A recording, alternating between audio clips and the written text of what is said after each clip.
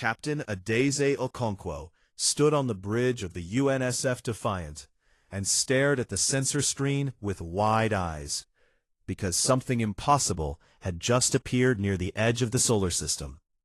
The year was 2187, and humanity had done well for itself in the last 2 centuries. They had built cities on Mars, they had mining stations in the asteroid belt, and they had a small but proud fleet of 300 warships that guarded the space around Earth and its colonies. But nothing in all their progress had prepared them for what the sensors were now showing.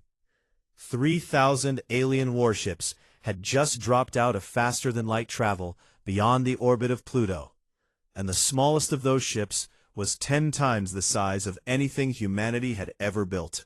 The flagship at the center of the formation was as large as a small moon, and it glowed with an energy that made the Defiant's instruments scream warnings.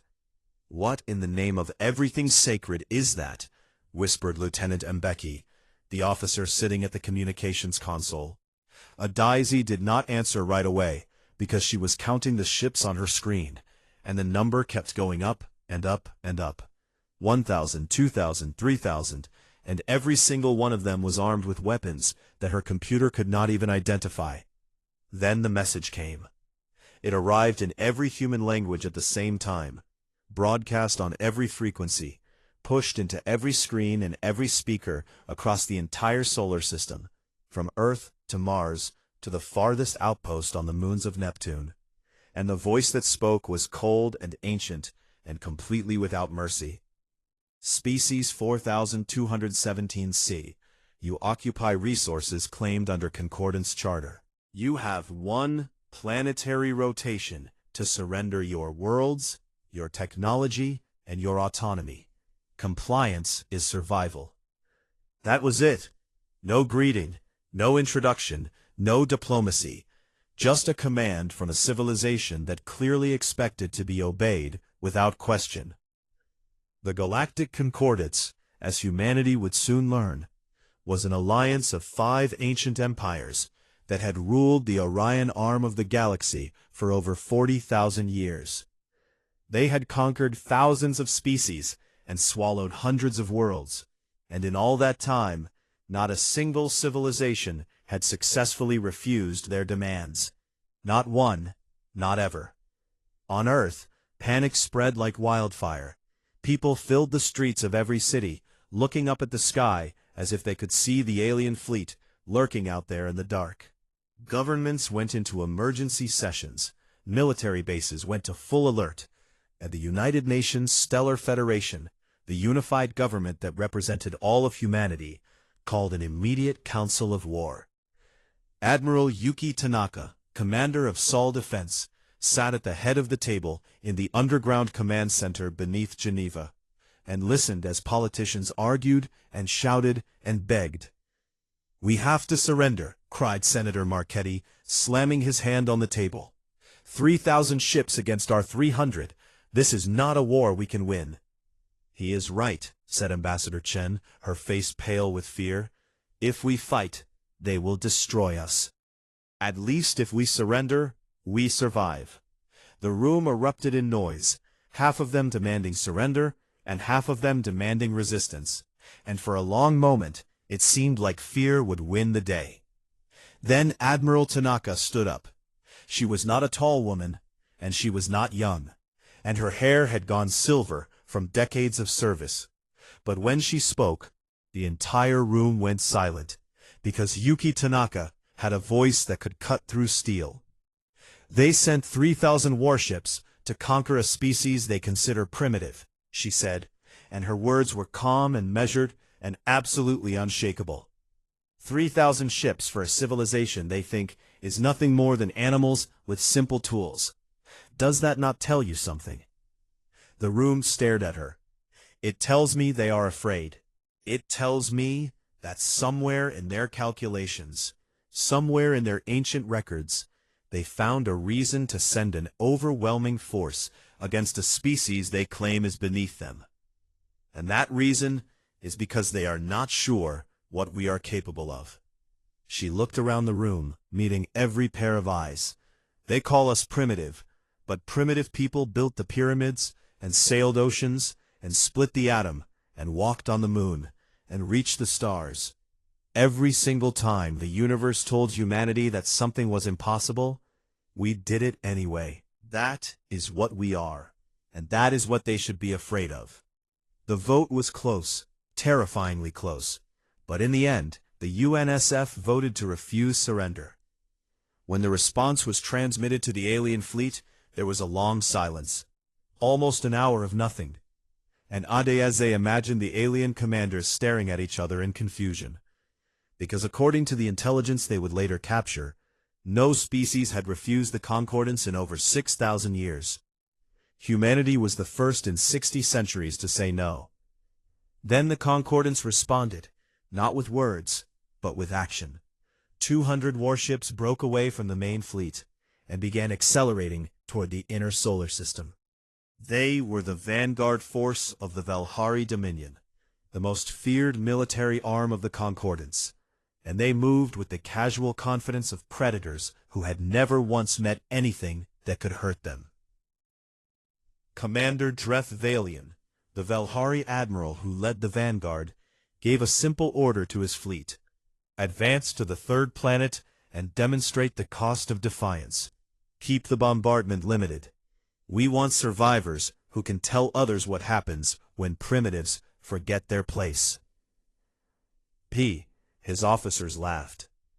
They would not be laughing for long.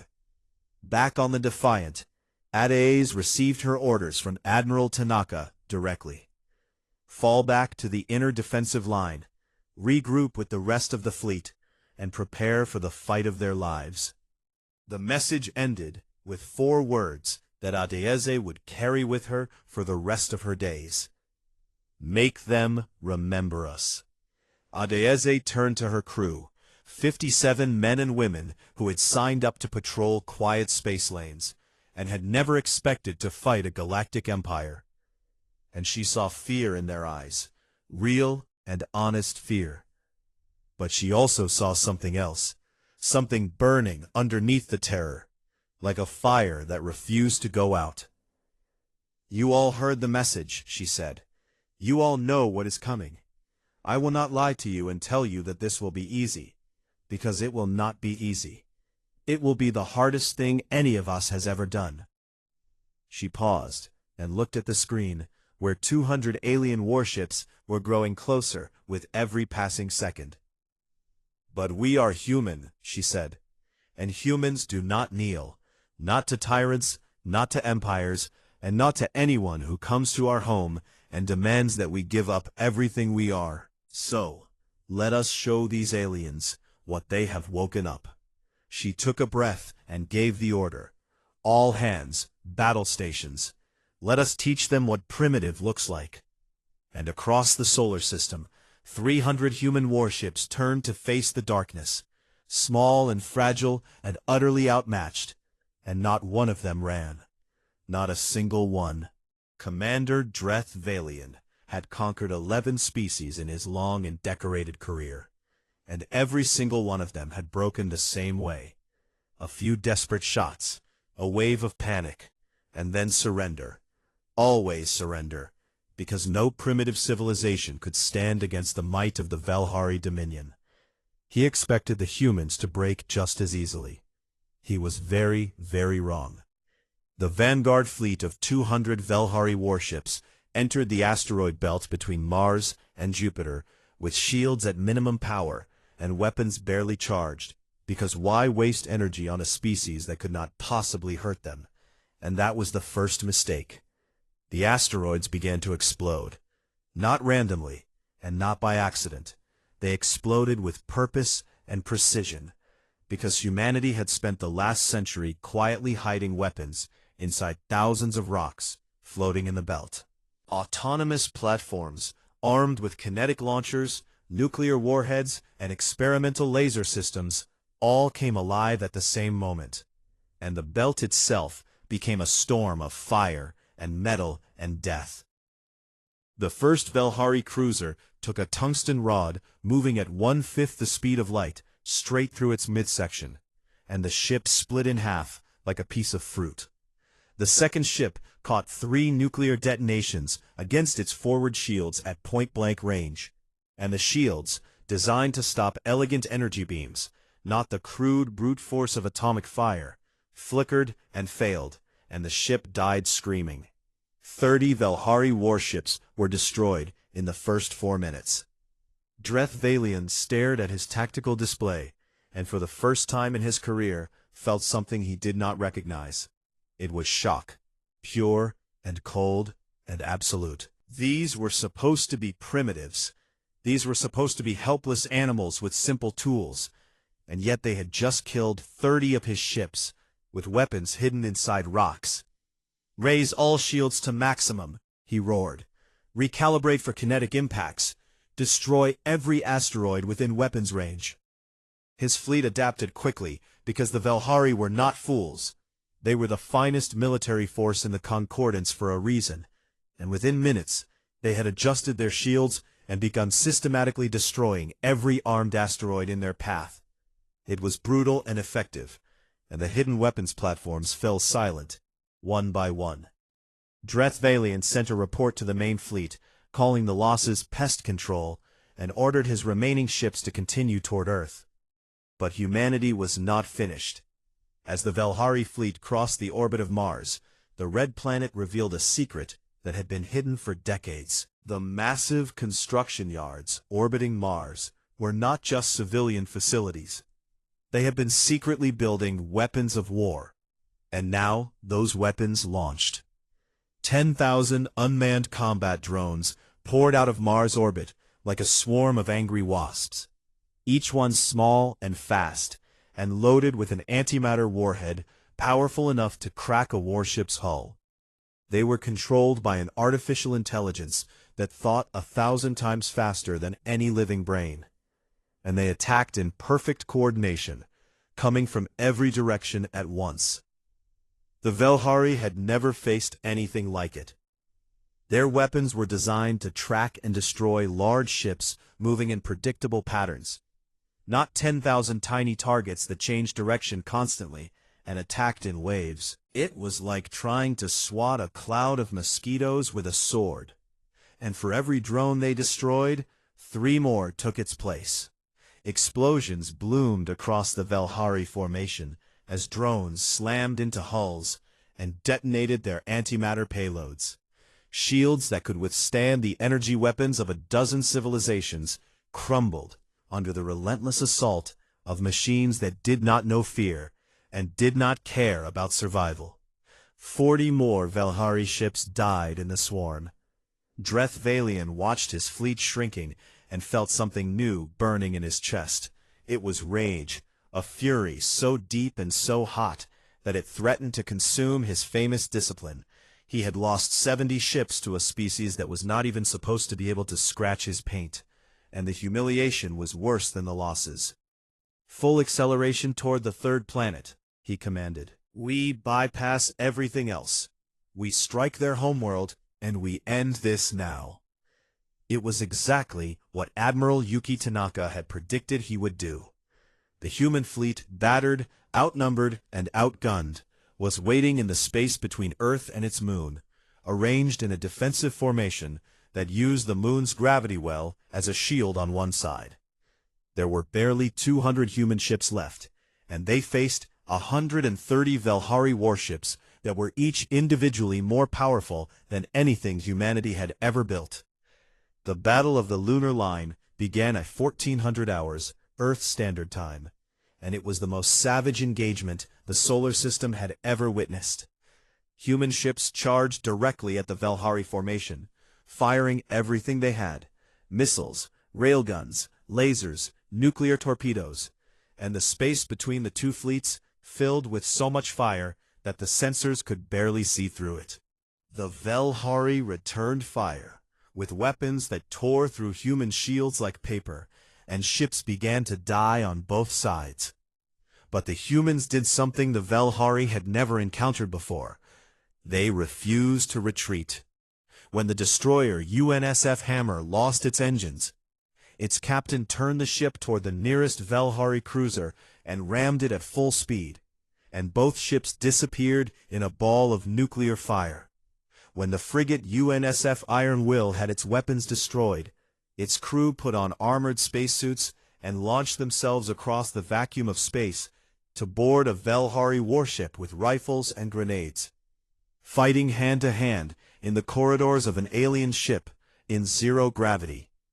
It was insane, and it was glorious, and it was absolutely terrifying.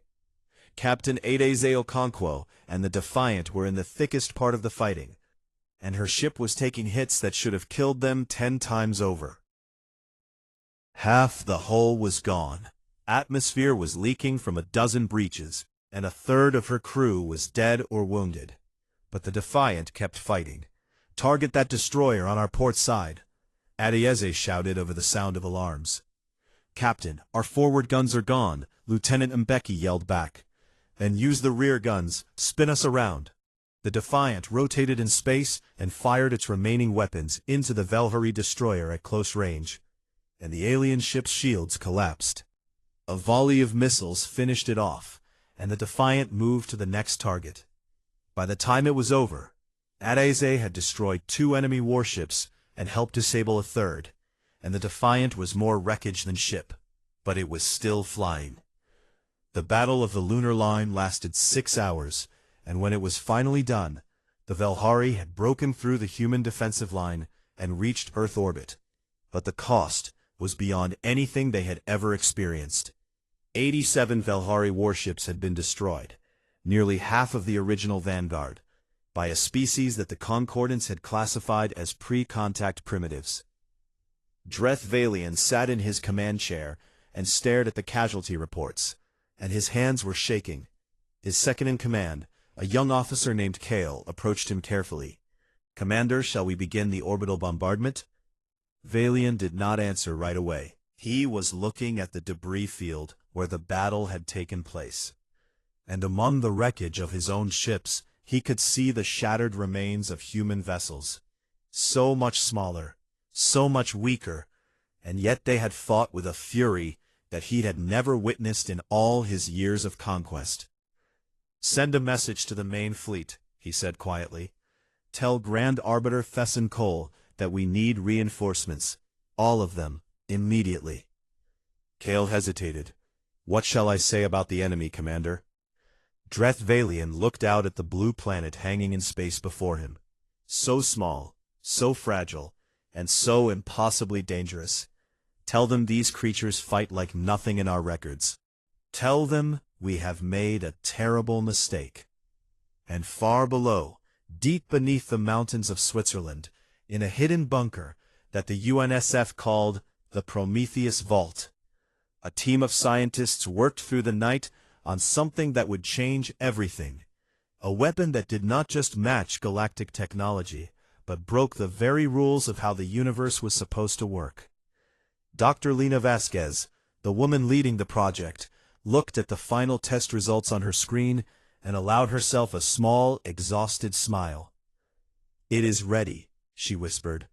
"God help us all.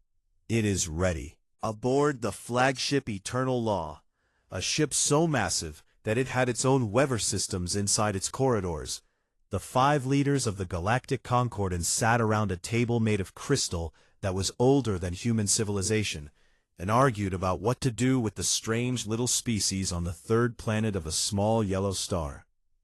Grand Arbiter Fesson Cole presided over the meeting, and he was not happy. Fesson Cole was ancient even by galactic standards, over 900 years old, kept alive by technology that renewed his cells and sharpened his mind. And he had ruled the Concordance for 3 centuries with absolute authority. In all that time, no species had ever caused him this much trouble. "The losses are unacceptable," growled the Velhari representative, a scarred warrior named General Morath. 87 ships to a species that still burns chemical fuel. It is a humiliation that demands total annihilation. "Perhaps," said the representative of the Oremni Republic, an elderly being named Scholar Tessith, whose skin was the color of old silver. "Or perhaps it is a sign that we have misjudged these creatures. They clearly possess courage and intelligence far beyond what our surveys indicated. Courage means nothing against superior firepower, General Morath snapped. And yet your superior firepower lost 87 ships, Scholar Tessith replied calmly. The Sathara collective representative said nothing. It never said much, because the Sathara were a hive mind species that communicated in ways other beings could not fully understand. It simply sat in its chair, with its many eyes blinking slowly, watching and calculating and processing information at a speed that would have terrified anyone who understood what it was really doing. Grand Arbiter Thesson Cole raised his hand, and the room fell silent. "Enough," he said. "These humans are an irritation, nothing more. They have been lucky, and luck does not last. I am authorizing the full fleet to advance. All remaining ships will move to the inner system, and we will crush this world as we have crushed 1,000 others." Scholar Tessith closed his eyes and shook his head, but said nothing more. Because when the Grand Arbiter made a decision, it was final. 2,800 warships began to move toward Earth, and far below on the planet's surface, in the hidden bunker called Prometheus Vault, Admiral Yuki Tanaka sat across a table from Dr. Lena Vasquez and listened to the most extraordinary briefing of her life. "Let me make sure I understand you correctly," Tanaka said, and her voice was very controlled. "You are telling me that your team has found a way to weaponize quantum entanglement at a scale that should be physically impossible?" "That is exactly what I am telling you." She was a small woman with tired eyes and ink stains on her fingers, and the kind of quiet intensity that came from spending 20 years working on a problem that everyone else said could not be solved. "We have 3 applications ready for deployment." She activated a holographic display, and the first image appeared, a shimmering field of blue energy. "We call this the Tangle," Vasquez explained. "It creates a field that instantly entangles the quantum states of all matter within a target area. Everything inside the field stops, every atom, every particle, every electron frozen in place. Ships, weapons, living beings, all of them locked in perfect stasis, alive, but completely unable to move or think or act." How large a field? The prototype on Titan can cover a sphere 10,000 kilometers across. Tanaka's eyes widened. The second image appeared, a web of golden lines stretching across a star map. "This is the Echo," Vasquez continued. "A communication system based on quantum entanglement that is truly instantaneous across any distance. It cannot be blocked, it cannot be intercepted, and it cannot be detected. With this, we can hear every transmission the Concordance makes in real time." "You mean we can spy on their entire fleet?" "On their entire civilization," Vasquez corrected. The third image appeared, and it was the one that made Admiral Tanaka's breath catch in her throat. A small device that glowed with a strange inner light. "We call this the Fold," Vasquez said quietly. "It creates a point-to-point quantum bridge that can transport physical objects instantaneously across any distance, by entangling their quantum states with a target location. We cannot move anything as large as a ship yet. The energy requirements are too extreme, but we can move smaller objects." "How small?" "Small enough to include a warhead." The room went very silent.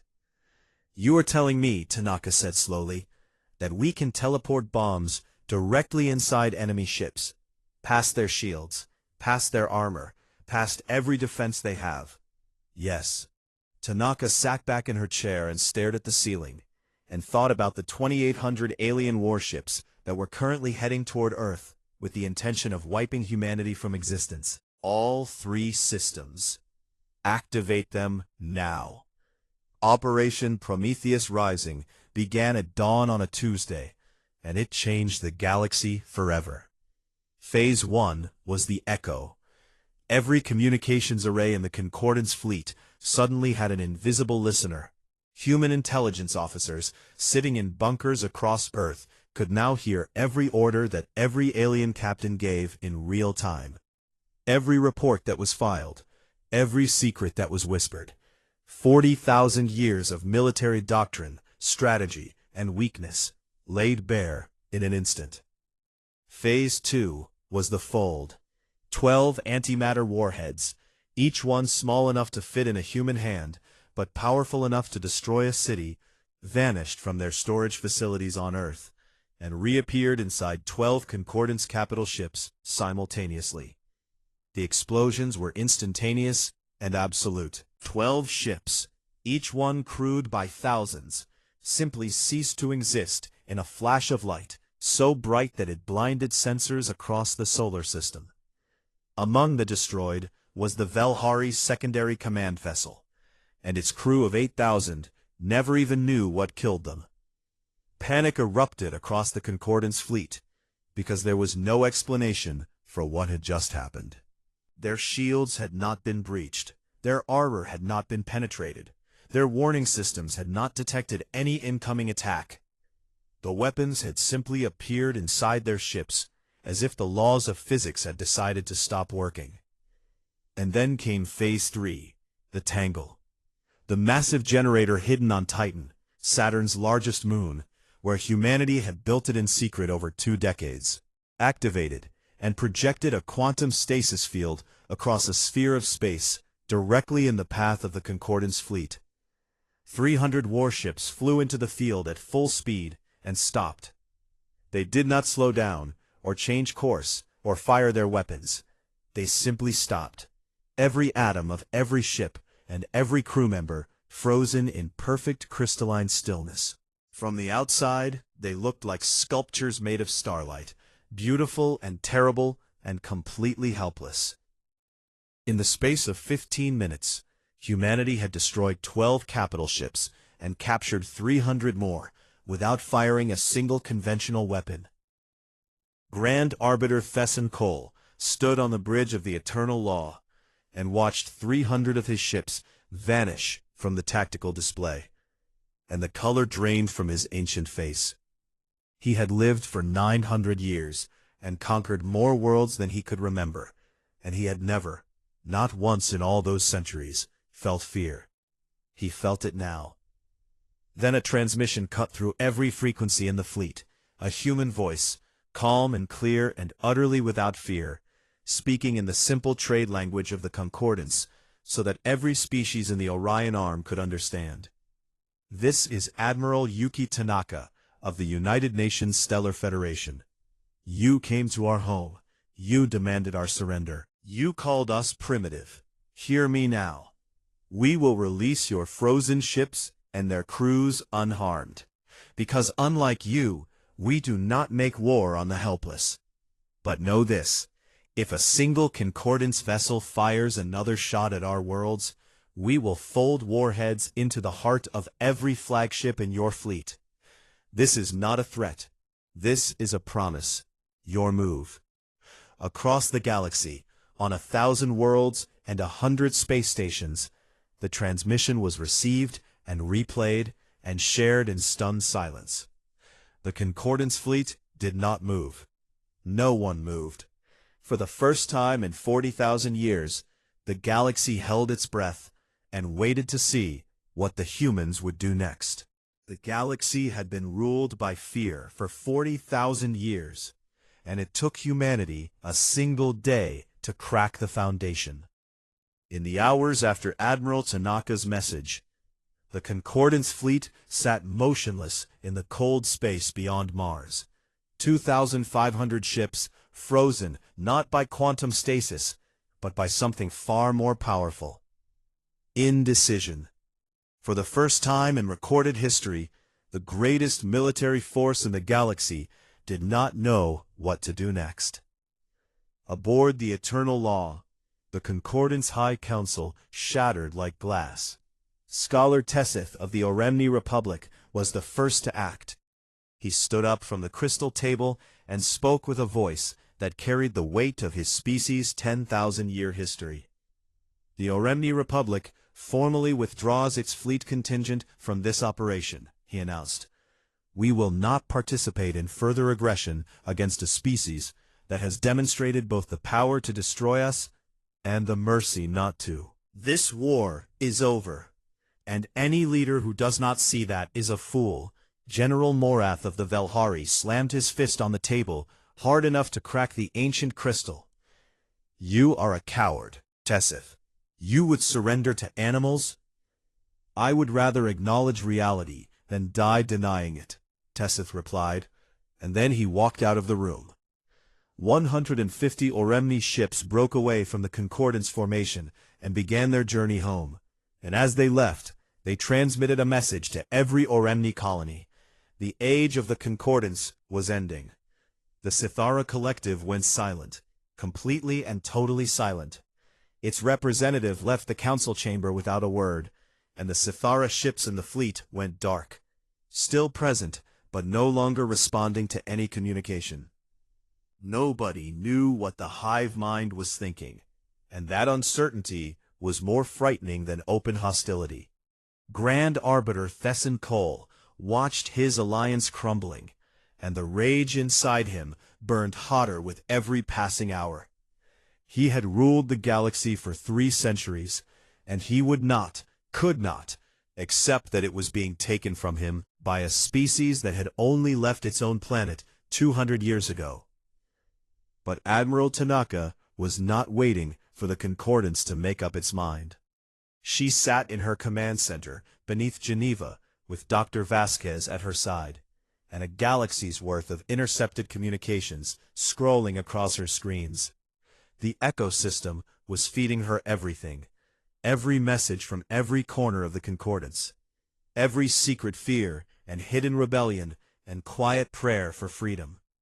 Look at this, Vasquez said, pointing to a cluster of transmissions from a system called Dren. The Drenai, they have been enslaved by the Velhari for 3,000 years. They have been waiting for a chance to rise up. And right now, their underground leaders are asking each other if the human broadcast was real. Tanaka read the intercepted messages, and her eyes grew hard with purpose.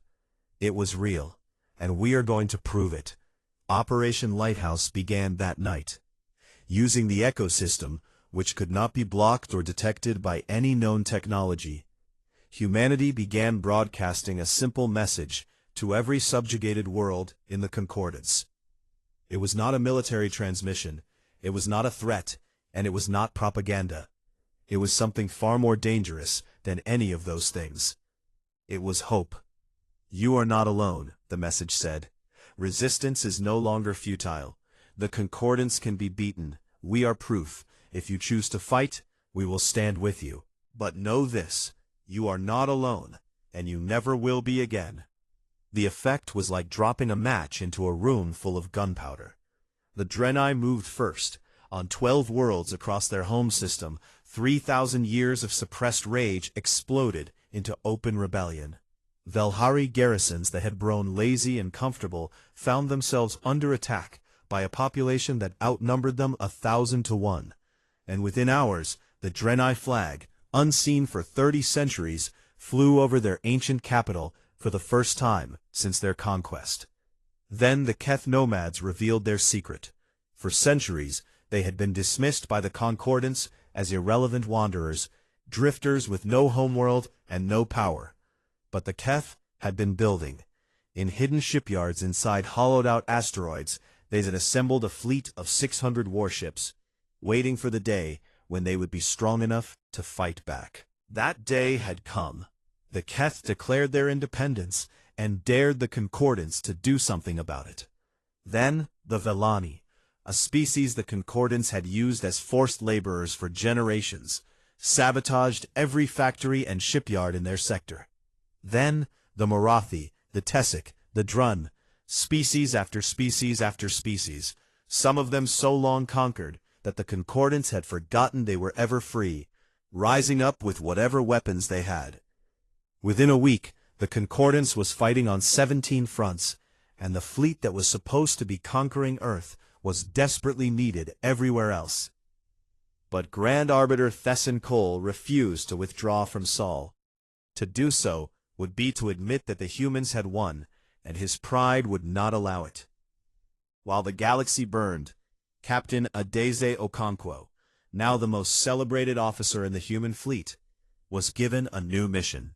She was to take the battered but still flying Defiant and a small escort of 5 ships and travel to the Oremni Republic homeworld to negotiate a formal alliance. It was the first time human ships had ever traveled beyond the solar system, using coordinates provided by a friendly alien species, and the journey took 3 days through a network of FTL corridors that the Oremni had opened for them. The Oremni homeworld was called Tessara, and it was beautiful beyond anything Adaeze had ever imagined. A planet of silver oceans and crystal forests, and cities that floated in the clouds like dreams made solid. Scholar Tessith met her personally at the orbital dock, and took her hand in the traditional Oremni greeting of equals. "You are smaller than I expected," he said with what Adaeze would learn was Oremni humor. "We get that a lot," she replied. The alliance was negotiated in 2 days, because both sides knew there was no time to waste. The Oremni would provide star charts, scientific knowledge, and diplomatic support, and in exchange, humanity would share the Echo technology, so that the free species of the galaxy could coordinate their efforts against the Concordance. On the return journey, Adaeze made an unscheduled stop in the Dren system, where she made first contact with the Draenei rebel leaders. They were fierce, proud people with scales like copper and eyes like amber fire. And when Adaeze handed their commander an Echo communication device, the old warrior held it like it was the most precious thing in the universe. 3,000 years, he said, his voice rough with emotion. 3,000 years we have waited for someone to stand up to them, and it was you, the smallest, youngest species in the arm, who did it first. Back in the Sol system, the situation was reaching a breaking point. The Scythera Collective had finally broken its silence, and its message to humanity was fascinating and terrifying in equal measure. It wanted to study the Prometheus technology, and in exchange, it was offering the complete technical database of the Concordance. Every weapon, every ship design, every scientific breakthrough accumulated over 40,000 years of civilization. Admiral Tanaka and Dr. Vasquez argued about the offer for hours. It was an incredible opportunity, but also an incredible risk, because the Scythera were utterly alien, and their motives were impossible to read. In the end, they accepted, but on humanity's terms.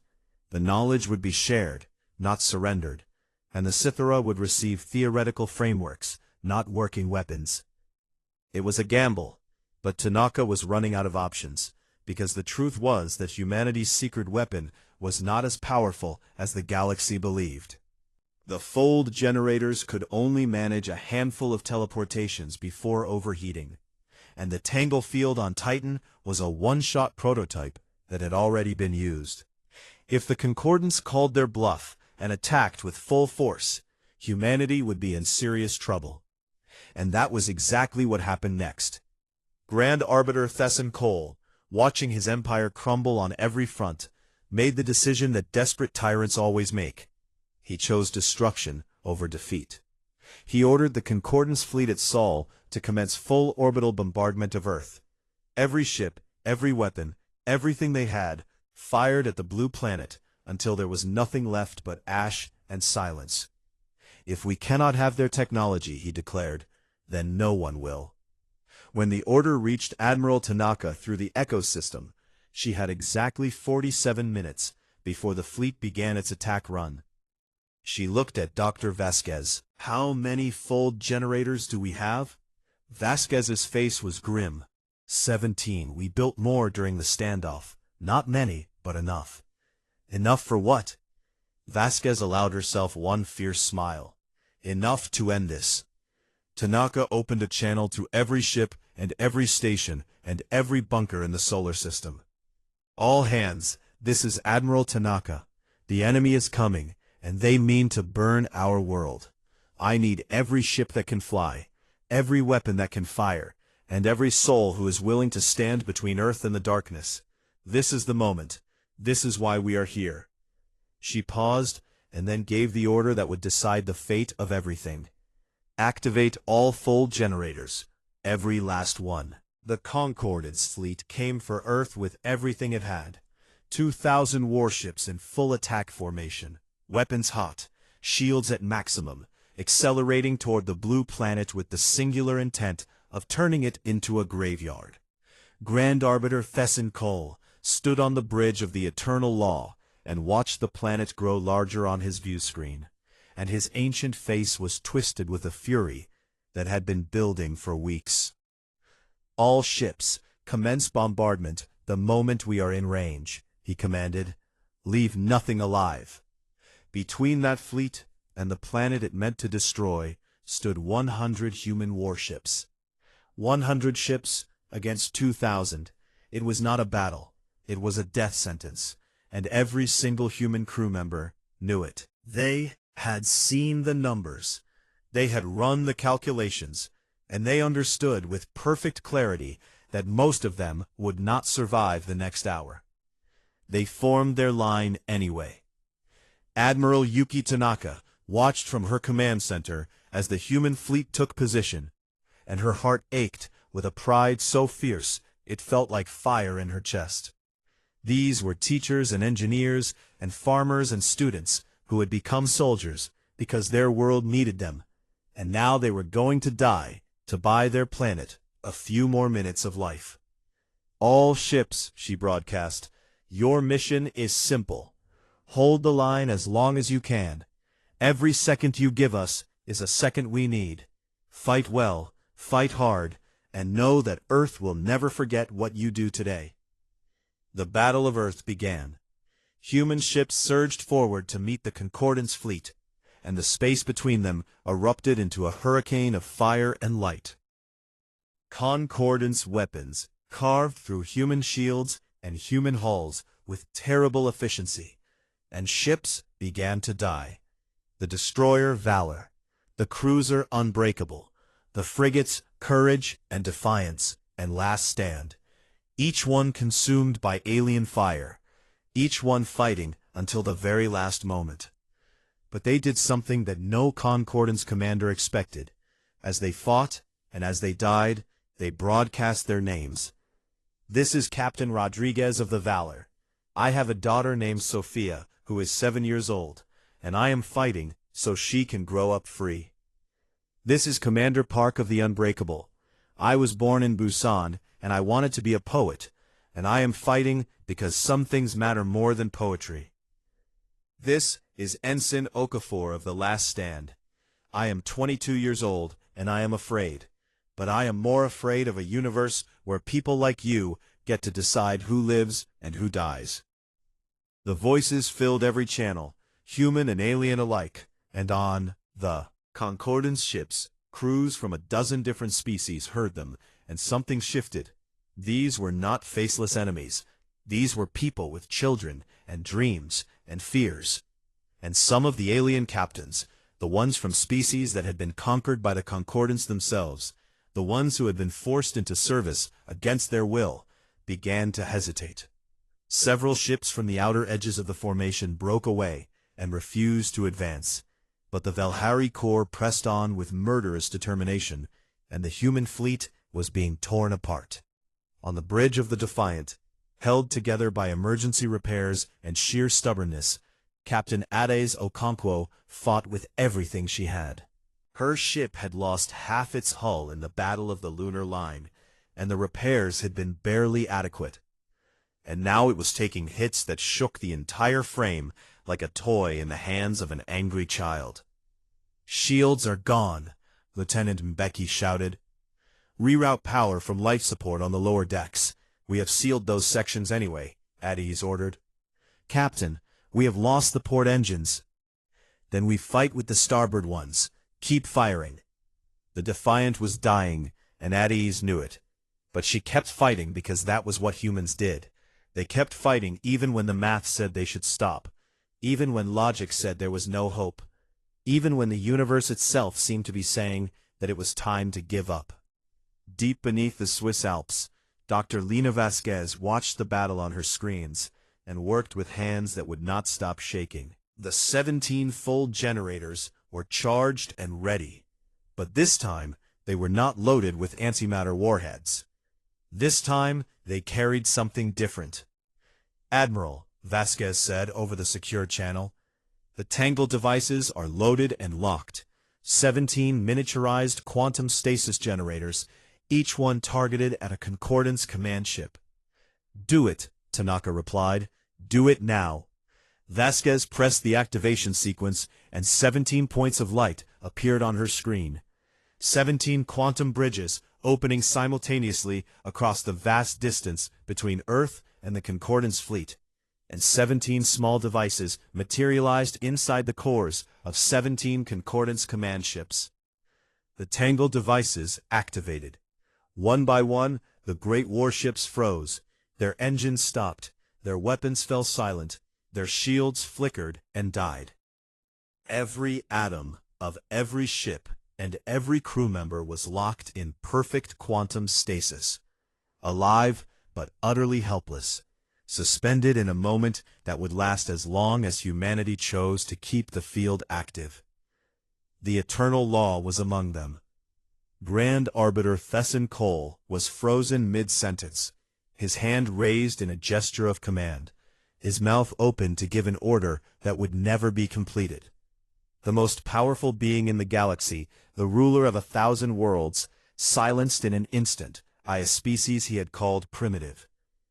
With the command structure decapitated, the Concordance fleet fell into chaos. Ships that had been advancing in perfect formation now drifted and scattered, their officers unsure of who was in charge or what they were supposed to do. The Velhari hardliners continued fighting out of pure stubborn rage, but without coordination, their attacks were disorganized and ineffective. Human drone swarms and orbital defense platforms picked them apart piece by piece. Commander Dreth Valian was the last senior Velhari officer still in command, and he gathered his remaining loyal ships, perhaps 400, for a final charge at Earth. If he could reach the planet and begin bombardment, he could still fulfill the Arbiter's last command and destroy the human homeworld. His fleet formed up and accelerated toward Earth, and there was only one ship in their path, the Defiant. Adieze Okonkwo looked at the tactical display and saw 400 warships bearing down on her crippled vessel, and she did not hesitate. She moved the Defiant directly into their path and opened a channel to the Velhari commander. "You want Earth?" she said, and her voice was raw from hours of shouting orders, but it did not waver. "Come through me."